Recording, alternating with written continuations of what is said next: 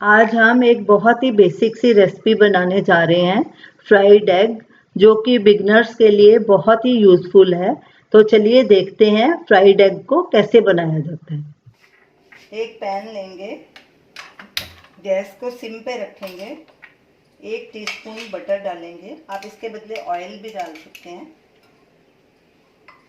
Butter को सब तरफ फैला देंगे।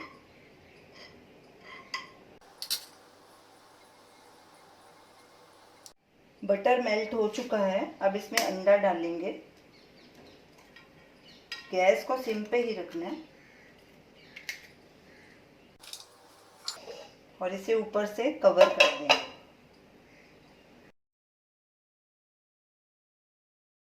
अंडे को पकते 4-5 मिनट हो गए हैं। अब गैस को बंद कर देंगे। ये देखिए, ये ऊपर से भी पूरी तरह पक गया है। अगर आपको दूसरी साइड भी पकानी है तो इसे पलटी मार के पका सकते हैं। अब इसे एक प्लेट में ट्रांसफ़र कर लेंगे और इस पर नमक, काली मिर्च डालेंगे। नमक भी स्वाद अनुसार जितना आपको चाहिए, और काली मिर्च।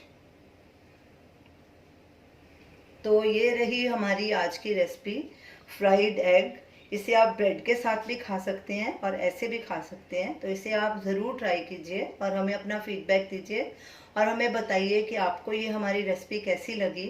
हमारे वीडियो को लाइक कीजिए, शेयर कीजिए, हमारे चैनल को सब्सक्राइब कीजिए। Thanks for watching.